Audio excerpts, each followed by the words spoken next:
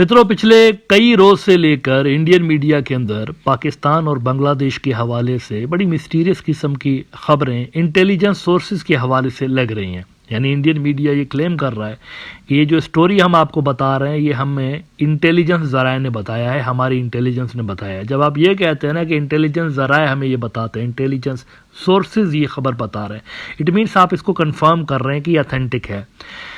मिसाल के तौर पर ये जो हाल ही में आपने देखा, उन्होंने क्लेम किया कि पाकिस्तान की मिलिट्री आ रही है यहाँ पर बांग्लादेशी मिलिट्री को ट्रेनिंग देने के लिए, लेकिन बाद में बांग्लादेशी मिलिट्री ने इस खबर को रद्द किया।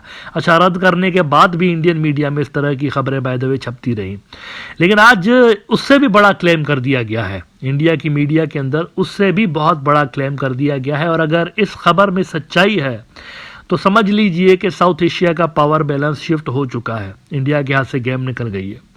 इंडिया ने क्लेम किया है, इंडियन मीडिया ने उनके इंटेलिजेंस सोर्सेज के ज़रिए क्लेम किया है कि पाकिस्तान के पास चूंकि एक बड़ी बढ़िया किस्म की मिसाइल टेक्नोलॉजी मौजूद है, तो वो कह रहे हैं कि पाकिस्तान का एक बड़ा मिसाइल जो है वो आ रहा है बांग्लादेश, यानी बांग्लादेश को पाकिस्तान मिसाइल्स दे रहा है। कितने दे रहा है, किस क्वांटिटी में दे रहा है, ये नहीं बताया, लेकिन उन्होंने नाम लेकर एक मिसाइल का कहा है कि ये वाला जो मिसाइल है ये आ रहा है बांग्लादेश, और बांग्लादेश ने खुद कहा है पाकिस्तान को, यानी वहां से ऑफर नहीं आई इस्लामाबाद से।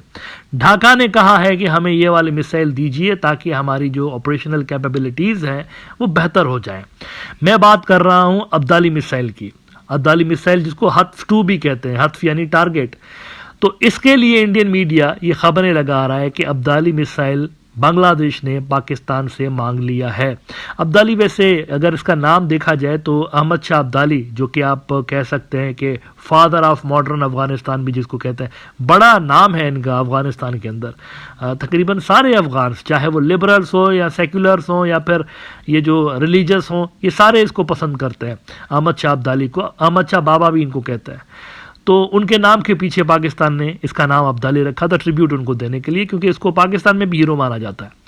1993 में 1993 में पाकिस्तान ने ये मिसाइल बनाना शुरू किया था, लेकिन उसके बाद M11 मिसाइल जब चाइना से पाकिस्तान ने ले लिया ना 1994 में, ये उस ज़माने की बात है जब बिल्कुल पाकिस्तान की मिसाइल टेक्नोलॉजी अभी नई नई आई थी।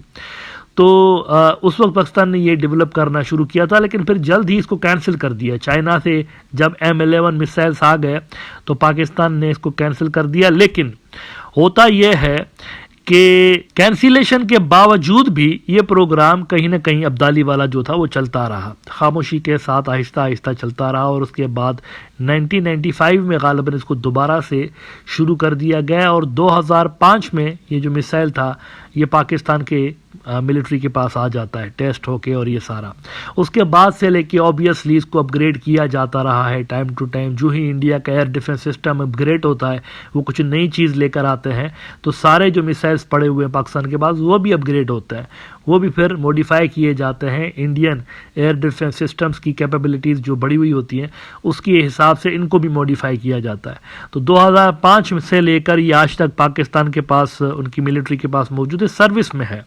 स्पार्को ने ये मिसाइल बनाया था, और इस मिसाइल के लिए मैं आपको बता दूं कि तकरीबन 400 किलोमीटर की इसकी रेंज है। अब ये जो 400 किलोमीटर की रेंज है ये शॉर्ट रेंज आप कह सकते हैं, ये मीडियम भी नहीं है, ये शॉर्ट रेंज है। लेकिन इंडियन मीडिया कह रहा है कि ये जो 400 किलोमीटर की रेंज है इसमें तो हमारे बहुत सारे शहर आ जाते हैं, इंक्लूडिंग वो जो नॉर्थ ईस्ट है हमारा, उसके तो तकरीबन सारे ही शहर बांग्लादेश के निशाने पे आ जाएंगे अगर ये मिसाइल इनको मिलता है। अच्छा, आपकी स्क्रीन पर जो इस वक्त मिसाइल बाय द वे नजर आ रहा है ये अब्दाली है। तो ये जो मिसाइल है ये नॉन न्यूक्लियर है, कन्वेंशनल वॉरहेड ले जाने की सलाहियत रखता है, न्यूक्लियर वॉरहेड ले जाने की सलाहियत नहीं रखता। तो वहां पर भी आप कह सकते हैं कि ये बांग्लादेश की जो नीड्स हैं उनको वाकई में फुलफिल कर सकता है। अगर यहाँ पर न्यूक्लियर मिसाइल होता तो फिर तो दौड़े लग जाती ना, फिर तो इंडिया की नहीं बहुत सारे और भी मुल्क चीख उठते कि ये क्या हो रहा है, न्यूक्लियर मिसाइल आ गया। लेकिन ये न्यूक्लियर नहीं है, ये कन्वेंशनल है। तो कन्वेंशनल मिसाइल का वहां पर आना कोई ऐसी बात नहीं जिसपे कुछ ज्यादा एतराज किसी मुल्क को होना चाहिए। अच्छा, रेफरेंस लगाना बड़ा जरूरी होता है। इंडियन डिफेंस रिसर्च विंग की जरा आप ये खबर देख लीजिए, ये रिपोर्ट उन्होंने कल लगाई है कि Bangladesh six Pakistani short-range ballistic missiles for deterrence against India, intelligence report confirms. In a strategic move aimed at bolstering its defense capabilities, Bangladesh has reportedly approached Pakistan to procure short-range ballistic missiles. According to an Indian intelligence report, the request specifically targets the Abdali short-range ballistic missiles, which has a range of less than 400 km, ostensibly to serve as a deterrence against India. The Abdali SRBM, known within Pakistan's military as HATS-2, is a tactical ballistic missile designed for battlefield use. The range, while limited, is sufficient to reach several significant cities in India's northeastern states, making it a potential asset for Bangladesh in regional security dynamics.